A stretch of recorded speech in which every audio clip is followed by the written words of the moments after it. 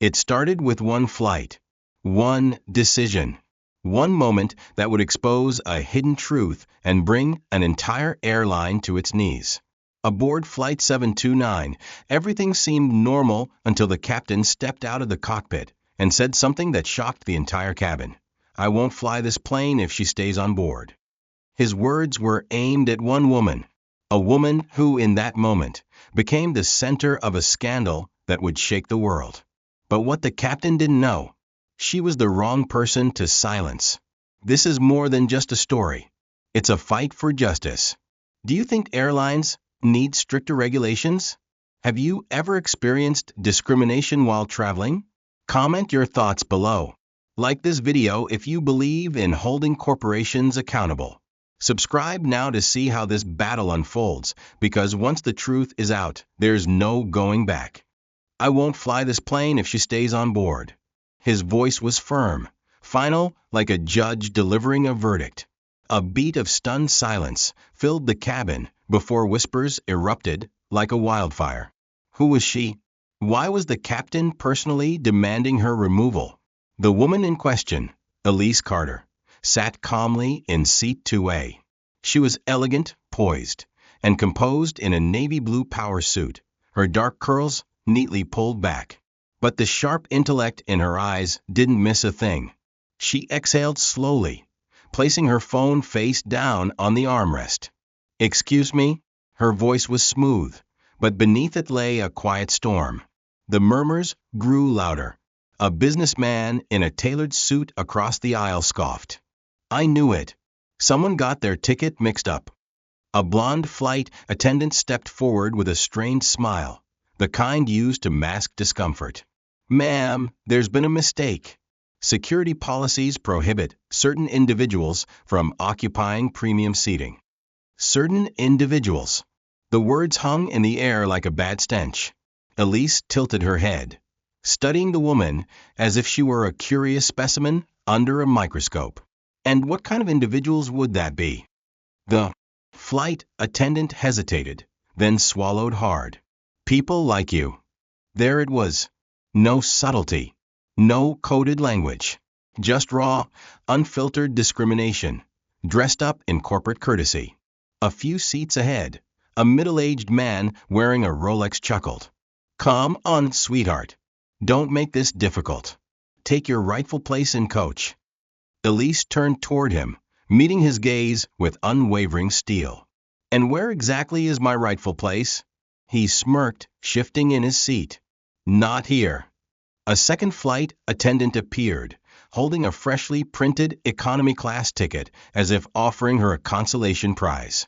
"Here, Miss Carter. You'll be more comfortable there." Comfortable. Elise's fingers twitched against the armrest. Comfortable, like a stray dog being shooed off a luxury hotel lobby. Comfortable, like a child being told they don't belong at the grown-ups table. Captain Wright shrugged, arms crossed. "We simply don't want our premium passengers feeling uncomfortable." Elise's lips parted slightly, as if she were about to respond, but then something happened that made her pause. From the corner of her eye, she caught movement. A passenger in the last row of first class, a young man in his late 20s, had his phone angled subtly toward her, recording. Smart, Elise thought. The world needed to see this. But before he could react, a flight attendant noticed. She marched over, eyes blazing. "Sir, I need you to delete that video. Right now." The young man hesitated. "That's not happening," he said, gripping his phone tighter. "Then you'll never fly with this airline again." The tension in the cabin was suffocating. And then the final insult. Captain Wright stepped forward, snatched Elise's boarding pass from her hand and with deliberate force, ripped it in half. "You're not a passenger on this flight anymore." The sound of tearing paper cut through the silence, like a blade. The businessman clapped mockingly. A few others chuckled. Most remained silent. Elise sat there, motionless, for a long moment. She could stand up and leave. Walk off the plane in humiliation, let them win. Or she could remind them exactly who she was. Elise reached into her purse, her fingers grazing over something smooth and metallic. Then she stood. And when she spoke, her voice was no longer quiet. I suggest you reconsider. Because in just a few seconds, the world as they knew it was about to change. A sharp silence sliced through the cabin. Every eye in first class was locked on Elise Carter as she slowly reached into her purse. For a moment, some of the passengers flinched, as if expecting something dramatic, something dangerous. What she pulled out was small, unassuming, a silver badges. She held it up, letting the light catch the engraved emblem. Elise Carter, United Nations Ambassador for Human Rights, she said, her voice measured but carrying enough weight to shatter the tension. And now, I'd like to hear your justification for this disgraceful treatment. The pilot's smirk faltered. His jaw tensed. The flight attendant who had handed her the economy class ticket let out a sharp breath, eyes darting to her colleagues in panic. You're lying, the businessman across the aisle scoffed, but his voice wasn't as confident as before. Elise turned the badge in her fingers. I can have verification here in 60 seconds. Would you like me to call my office? The young man who had been recording the one they had tried to intimidate tilted his phone slightly, ensuring her badge was in frame. A few rows back, another passenger lifted their own phone. And just like that, the tide shifted. The clapping stopped. The smirks disappeared. The silence stretched unbearably before Captain Wright cleared his throat. This is just a misunderstanding. A policy that applies only to me? Elise's voice was cool, but there was a blade hidden in it. Because I don't recall a policy that states paying first-class passengers can be removed based on personal bias. The flight attendant who had issued the economy ticket swallowed hard. Ma'am, we were only following standard procedure. Standard procedure? Elise's eyes burned into her. Tell me, when was the last time standard procedure involved singling out an ambassador and forcibly reassigning her seat? More murmurs spread through the cabin. A woman in the third row, a lawyer, judging by the sharp navy suit and the way she carried herself, adjusted her glasses. I'd be very curious to see where that policy is written. Captain Wright's hand flexed at his side. His gaze darted toward the cockpit, toward escape. Elise didn't let him move. You looked me in the eye and tore up my ticket. She took a slow step forward. You told me I wasn't a passenger anymore. You did that because you believed. No one would challenge you. Wright's face was pale now. Miss Carter, let's not escalate. I think it's already escalated. And then, before he could respond, the young man holding his phone lifted it higher. I think the world deserves to see what just happened here. And with a single tap, he went live. The flight attendant gasped. The businessman in the aisle seat let out a curse. Turn that off. The first officer barked, stepping out of the cockpit for the first time. No, the young man said flatly. The feed was running. Thousands of viewers were flooding in within seconds. Comments exploded across the screen. Is this real? This is happening on a commercial flight. Who is the woman? Oh my God, it's Ambassador Carter. Captain Wright's nostrils flared. Shut it off or I'll have security remove. He didn't finish. Because then came the sound that sent a chill through every airline employee in the room. A phone ringing. Not a passenger's phone. The crew's emergency line. One by one, the flight attendants' devices began vibrating. The pilot's radio crackled. The first officer's hands clenched around his tablet as a screen lit up with urgent notifications. They exchanged looks, confused, then alarmed. One of the flight attendants hesitated before answering her phone. Her face drained of color almost instantly. Why, yes, sir, she stammered into the receiver. I understand. She turned to the pilot, whispering something in a rush. He jerked back as if burned.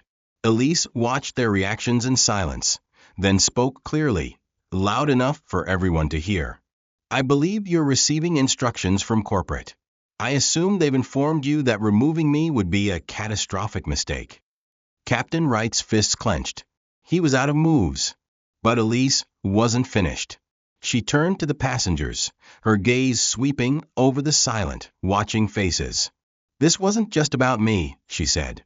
It was about how easily power is abused when no one is watching. About how you sat there, some of you approving, others silent, because you believed it didn't concern you. Several people looked away, ashamed. The businessman who had laughed earlier had lost his arrogance. He shifted uncomfortably, unable to meet her gaze. The young man still holding his phone cleared his throat. Ambassador Carter, there's over 2 million people watching this right now. Elise nodded. Good. Then maybe, just maybe, the right people will finally be held accountable. She stepped past the frozen crew, walking toward her first-class seat, reclaiming what was hers. The last thing she said before she sat down before the pilot and his staff realized their careers were over was simple. I will not be dismissed. And just like that, the world changed. The air inside Flight 729 was suffocating. No one spoke. No one moved. The weight of what had just happened hung in the silence, thick as a storm cloud before it breaks. Elise Carter sat calmly in seat 2A, legs crossed, fingers tapping lightly against the armrest. The battle had shifted. No longer was she the one on trial. Now it was them. Captain Douglas Wright stood frozen, gripping the crew phone so tightly his knuckles turned white. The call from corporate had already shaken him, but this was worse. It was a direct line from Washington, D.C., the White House. A flight attendant handed him the receiver with trembling hands. Wright hesitated before pressing it to his ear. This is Captain Wright, he said, voice tight. The line crackled. Then came a calm, authoritative voice. Captain Wright, this is Chief of Staff Daniel Harrington. A chill ran through the cabin. The president's right-hand man was calling about this. I believe you are currently dealing with an urgent situation involving Ambassador Carter, Harrington continued, his tone cool. Wright swallowed hard. Sir, this is just a misunderstanding. No, Harrington cut in. It's a scandal. One that's unfolding in real time. I'm watching the live footage as we speak. The captain's stomach dropped. Somewhere behind him, the young man still held his phone high, streaming everything. The numbers were climbing into the millions. We have senators calling us. International diplomats demanding answers. Harrington continued. And the president is about to get briefed on why a United Nations ambassador was nearly thrown off a flight for the crime of sitting in first class. A heavy pause. Wright's breath came too fast. He felt like the walls of the plane were closing in. Harrington's voice hardened. Tell me, Captain, do you have any idea what kind of political nightmare you've just created? Wright couldn't speak. Silence. Then, softly, Elise Carter spoke from her seat. Let me make it easy for you, Captain. Wright's head snapped toward her. She was watching him not with anger, but with something worse. Cold calculation. I suggest you publicly apologize, she said smoothly. Here, now, and ensure that I remain undisturbed for the rest of this flight. Wright felt the heat of dozens of eyes on him, his crew, his passengers, the entire world waiting for his response. Harrington spoke again. I strongly advise you to comply, Captain.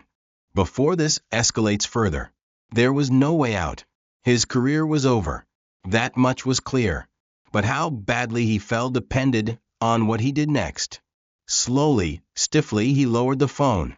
His voice, when he finally spoke, was barely above a whisper. Ambassador Carter. Elise didn't blink. He hesitated, the words like glass in his throat. I apologize for the misunderstanding. Misunderstanding? Elise's lips twitched into something that wasn't quite a smile. Wright clenched his jaw. For my actions. For what actions exactly? The lawyer in row 4C, the one who had been quietly recording everything, smirked. Wright's throat worked. For my discriminatory behavior. There. He said it. On camera. The young man holding the phone zoomed in. The world would hear it. Would remember it. Elise nodded once. Good. Now, return to your post, Captain. The words weren't just a dismissal. They were a command. Wright's face burned. For years, he had been the undisputed authority inside his aircraft. But now he was just a disgraced man in uniform. He turned sharply and stormed toward the cockpit. But the nightmare wasn't over yet, because the moment he reached for the door, a voice rang. Out. Sir, we have another issue. It was the first officer holding out his tablet, his face ashen. Wright snatched the device, scanning the screen. His stomach twisted. A confidential email leaked. And spreading like wildfire. The subject line was damning. Internal memo. Cover-up of racist incidents involving senior pilots. Wright's pulse roared in his ears. It contained evidence. Complaints that had been buried. Other victims. Patterns of discrimination that the airline had tried to suppress. And now it was public. Someone on this flight had sent it to the press. The first officer looked sick. Sir, this is going to destroy us. A voice from behind them cut through the panic. Elise Carter. She was still seated. Unshaken. And when she spoke, her words were measured, deliberate. No, she picked up her champagne glass, took a sip. This is justice. For a long moment, no one moved. The air inside Flight 729 was thick with something almost suffocating fear, disbelief, the sharp scent of a scandal too big to contain. Captain Douglas, Wright stood frozen at the cockpit door, staring at the leaked email still glowing on the tablet in his hands. The truth was out. Years of hidden complaints, buried reports, ignored victims, all laid bare in a single confidential memo that had just gone public. The airline was collapsing in real time. A flight attendant, her hands shaking, leaned toward him. Sir, what do we do? Before Wright could answer, the cabin intercom crackled to life. Ladies and gentlemen, this is your first officer speaking. We have just received word that we will be making an unscheduled landing. Passengers stiffened. Whispers spread like wildfire. Elise Carter, still seated in 2A, didn't flinch. She knew exactly what was happening. Wright turned, panicked. We are not diverting this plane. But the first officer wasn't listening. He had already locked Wright out of the system. The decision had been made. Elise calmly reached for her champagne glass. Where are we landing? She asked. The first officer's voice was tight, controlled. JFK Airport. A single electric pulse went through the cabin, because JFK wasn't just an airport. It was where federal agents were already waiting. Wright's breath hitched. He turned sharply to his crew. Who leaked that email? His voice was dangerously low. Silence. Then a slow clap. The sound came from 4C. Elise turned her head slightly, watching as the woman in the sharp navy suit, the lawyer who had been recording everything, smirked. She lowered her phone, the screen still glowing with a sent email. Looks like the world knows now, she said coolly. Wright's face twisted in fury. But before he could lunge at her, something shifted. A presence. A change in the air. Elise noticed it first. The cabin door. It was opening. Not from the outside, but from the inside. Two men stepped forward. Suits crisp. Expressions unreadable. FBI. The moment they appeared, the entire first-class cabin stilled. Passengers whispered in shock. The young man still streaming zoomed in on their badges. This wasn't just an internal airline scandal anymore. This was federal. One of the agents, a tall man with sharp gray eyes, lifted a folder in his hands. Captain Douglas Wright? His voice carried the kind of calm authority that came with certainty. Wright didn't answer. The agent stepped forward. You are under investigation for multiple allegations of civil rights violations, including documented cases of racial discrimination and misconduct. A loud gasp came from somewhere in the cabin. The businessman in the front row, the one who had mocked Elise earlier, sank lower in his seat. Passengers were now fully awake, gripping their armrests, watching the unfolding scene with wide, disbelieving eyes. This is absurd, Wright exploded. You have no jurisdiction here. We're in the air, the second agent spoke then. A woman with a firm, measured voice. We do now, she said. The moment this plane touches down, you will be taken into custody for questioning. Wright's breath came in sharp, uneven bursts. He wasn't just losing his job. He was about to lose everything. He turned, desperately searching for support from his crew, from his first officer, but there was nothing but silence. Even his own team refused to meet his gaze. The weight of his downfall was crushing. Elise watched silent. She had seen this before. The moment when power shifts. The moment when those who believed themselves untouchable finally understood. Consequences. She took a slow sip of champagne. Wright turned to her then, eyes burning with rage. You did this, he seethed. Elise set her glass down gently. No, she said. You did. For the first time, Wright had no response. Because deep down he knew she was right. The lead agent nodded toward his partner. And then the moment that shattered everything. A pair of handcuffs snapped onto Wright's wrists. The passengers gasped in unison. A captain, an airline leader arrested in front of them all. Elise leaned back in her seat, crossing her legs. Justice was here. And as the plane began its final descent toward JFK, one truth became clear. This wasn't just about one man. This was about an entire system. And before this was over, more names would fall. As Flight 729 descended toward JFK, the first-class cabin was a storm of whispered disbelief, frantic texting, and faces pale with shock. A pilot in handcuffs. Federal agents on board. A scandal unraveling at 35,000 feet. Elise Carter sat still in seat 2A, calm as ever. She had seen power shift before. And this was only the beginning. Captain Douglas Wright, his wrists bound in steel, was staring straight ahead, his face ashen. His entire career, his power, his protection had crumbled in the space of a single flight. The lead FBI agent, gray-eyed suit, as Elise had mentally nicknamed him, spoke into his earpiece. We're securing the landing zone. Make sure we have a team ready for transfer. The second agent, the woman, kept her eyes on Wright. I suggest you prepare yourself, Captain. The moment we touch down, you'll be answering for everything in that leaked memo. Wright said nothing. He was still reeling from the blow, from the realization that his empire was gone. But then his radio crackled. A shaky voice. A desperate one. Captain Wright, this is Control. The voice trembled. We have a situation. Elise's fingers tapped against the armrest. Hear it. Comes. Gray-eyed suit narrowed his eyes. Patch it through. A tense pause. Then a different voice. Cold. Controlled. This is Richard Vaughn, CEO of Atlantic Airways. A shift in the cabin. Passengers, flight attendants, everyone recognized the name. The man at the top. I don't know what kind of circus is happening on my plane, Vaughn continued, his tone sharp, but let me be clear. This is a catastrophe for everyone involved. Elise exhaled slowly, watching as the cracks in the system widened. The airline was panicking. I expect my pilot to be released immediately, Vaughn barked.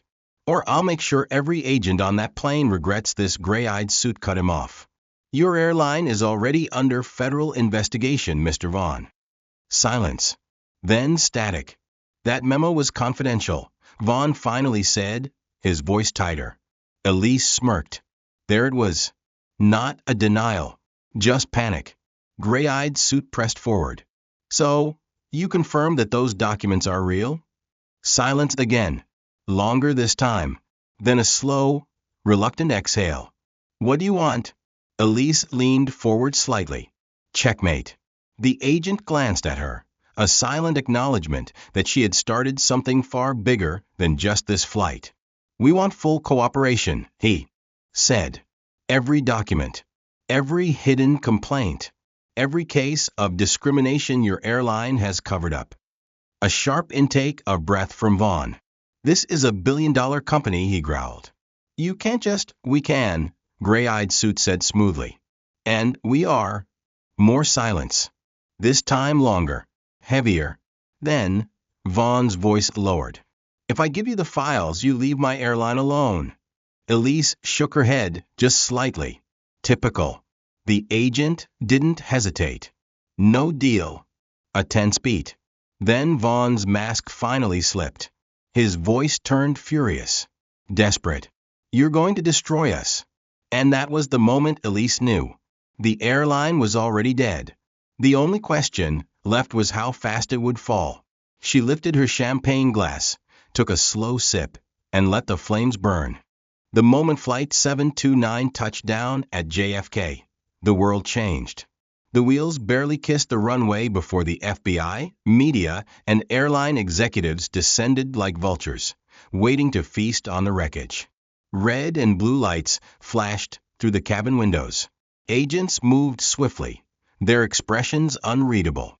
Captain Douglas Wright, still handcuffed, was yanked to his feet. He had barely processed what was happening before two agents flanked him, leading him toward the jet bridge. Passengers pressed against their windows, phones raised, recording. The moment a pilot was arrested on the tarmac, it would go viral in seconds. Elise Carter remained seated in 2A, adjusting her cuffs as the first-class cabin buzzed with frantic whispers.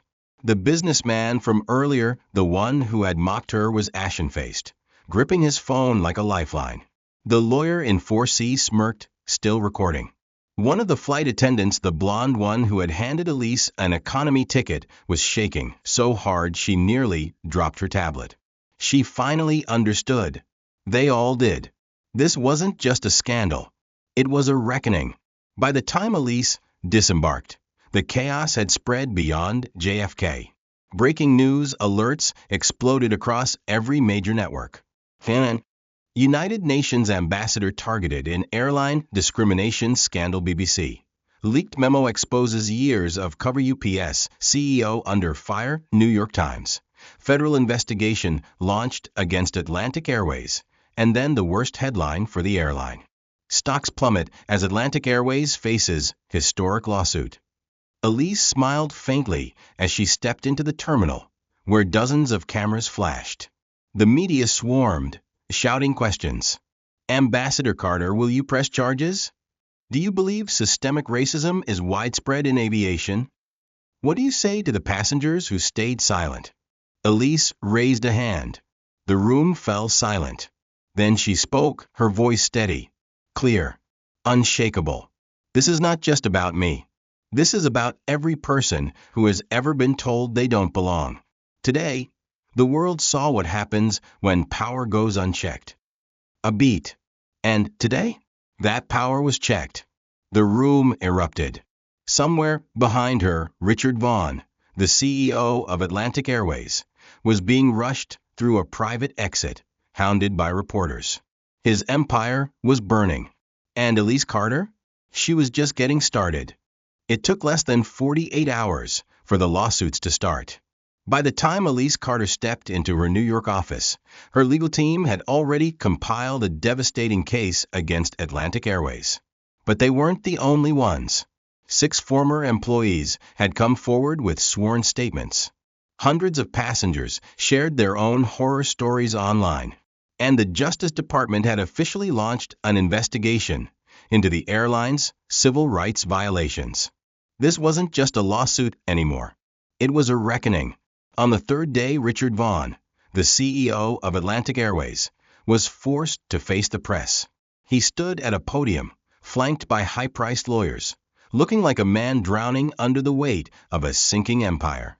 "We take these allegations seriously," he began, his voice tight. "Atlantic Airways has always prioritized diversity and inclusion." Laughter erupted from the reporters. No one believed him. One journalist from CNN raised her hand. "Mr. Vaughn, do you deny that your company covered up repeated acts of discrimination?" Vaughn hesitated. That was his mistake. Because in the pause, another reporter fired the real question. "Do you deny that you personally approved policies allowing pilots like Douglas Wright to remain employed despite multiple complaints?" Vaughn's face drained of color. He knew what was coming next. That same afternoon, Elise Carter's team released something devastating. A leaked recording. A private boardroom conversation caught on tape between Vaughn and several top executives. Vaughn's voice was clear as day. "I don't care about complaints. As long as our pilots keep the flights running, we bury it." The world exploded. News stations played the clip on repeat. Twitter trends surged. Boycott Atlantic Airways stock prices crashed overnight. And then, the final blow. The announcement that shook the aviation world: the Department of Justice filed a federal lawsuit against Atlantic Airways for systemic discrimination. The penalty? Billions in damages, fines that would cripple the company, a complete overhaul of hiring practices, leadership, and policies. It was the biggest legal case in aviation history. And Elise Carter? She wasn't just a passenger anymore. She was the woman who had taken down an empire. The courtroom was standing room only. Journalists, legal analysts, former employees, civil rights activists, everyone wanted to witness the moment Atlantic Airways fell. At the defendant's table sat Richard Vaughn, the once powerful CEO, now a shell of himself. His high-priced attorneys whispered frantically, but he barely acknowledged them. Across the aisle, Elise Carter sat with her legal team, poised, unshaken. She wasn't just a plaintiff. She was the face of a movement. The judge entered. The world held its breath. The lead attorney for the Department of Justice rose first. His voice was sharp, direct. "Your Honor, this case is about more than one incident. It is about a culture of discrimination embedded at the highest levels of Atlantic Airways. Today, we will prove that this company knowingly buried complaints, protected racist employees, and most damning of all, allowed individuals like Captain Douglas Wright to continue flying, despite multiple allegations against him." A murmur rippled through the crowd. Vaughn shifted uncomfortably in his chair. Then came the evidence. Emails, internal memos, testimonies, and then the video. The boardroom recording played over the speakers. "I don't care about complaints. As long as our pilots keep the flights running, we bury it." The words echoed through the courtroom like a death sentence. Vaughn closed his eyes. He knew it was over. After weeks of testimony, the jury was sent to deliberate. They returned in less than 2 hours. Elise sat still as the foreperson stood, voice clear, unwavering. "On the count of systematic discrimination, we find Atlantic Airways guilty." The courtroom erupted. Vaughn's face was frozen in horror. His attorneys paled. The judge's voice cut through the noise. "This court orders Atlantic Airways to pay $2.7 billion in damages. Furthermore, the court mandates a complete leadership overhaul, effective immediately." It was the largest corporate civil rights settlement in history. As Vaughn was escorted out, his empire in ruins, Elise stood outside the courthouse, facing a sea of cameras. A reporter called out, "Ambassador Carter, do you consider this a victory?" Elise met their gaze, her voice calm but firm. "Justice is not a moment. It is a process. Today was just the beginning." The world watched as she turned and walked away. Atlantic Airways had fallen, but the fight for true equality had only just begun. The fall of Atlantic Airways was just the beginning. Within 24 hours of the guilty verdict, the aviation industry was in chaos. Airlines in free fall, stock prices plummeted for multiple airlines. Investors panicked, fearing which company would be exposed next. 3 major airlines announced internal reviews, scrambling to avoid lawsuits. The Federal Aviation Administration, FAA, declared a full-scale audit of hiring and discrimination policies across all major U.S. carriers. The message was clear: the system that had protected racism and abuse in the skies was finally crumbling. And at the center of it all, Elise Carter. Days after the trial, Elise was called to Capitol Hill. She entered the congressional hearing room as reporters flashed cameras, lawmakers whispered, and CEOs sat stone-faced. The Senate Committee on Transportation had one question: how do we ensure this never happens again? Elise didn't hesitate. Accountability. She spoke with precision, clarity, and undeniable authority. For too long, airlines have operated as if they are above the law. That ends today. We need federal oversight, a public reporting system for discrimination cases, and real consequences for airlines that fail to uphold civil rights.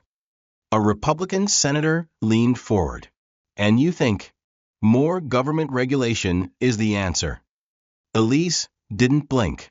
I think allowing corporations to police themselves is how we got here in the first place. The room fell silent. She had them. Not everyone wanted change. In boardrooms across America, CEOs scrambled to regain control. Richard Vaughn, now disgraced, had been forced to resign. But before he disappeared from public life, he left a warning in a leaked email. If we let Elise Carter dictate airline policy, we lose control of our own industry.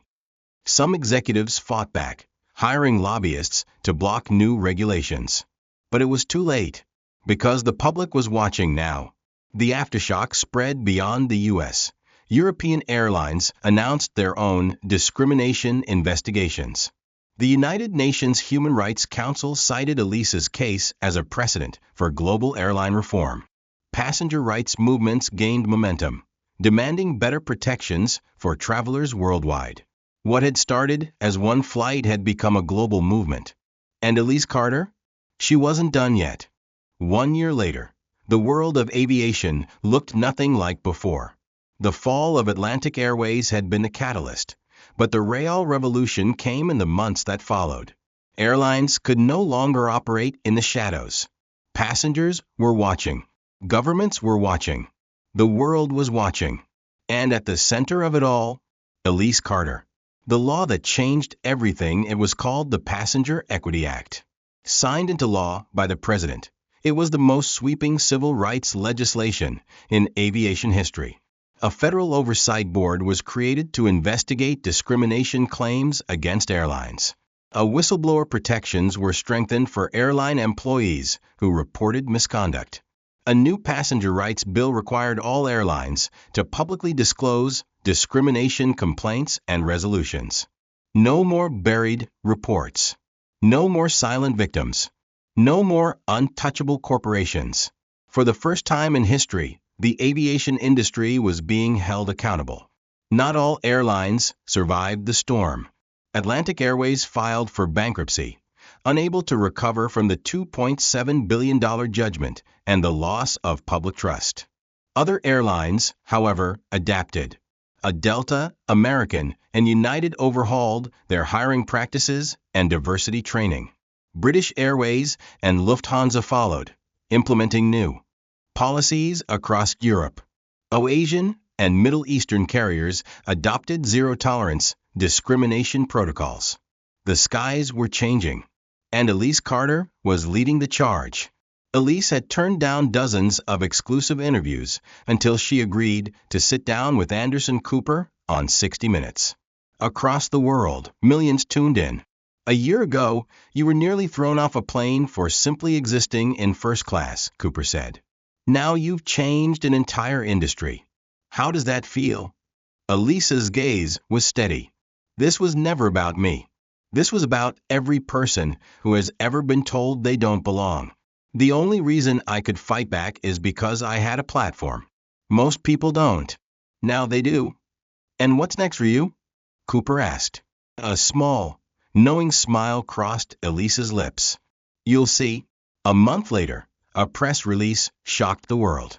Elise Carter was launching a new airline. A company built on equity, transparency, and passenger rights. An airline that promised safety not just in the air, but in experience. Its name? Liberty Air. As the first planes rolled onto the tarmac, painted in deep blue and silver, a new era of air travel was born. No longer controlled by the old system. No longer dictated by those who had failed before. This time, the skies belonged to everyone.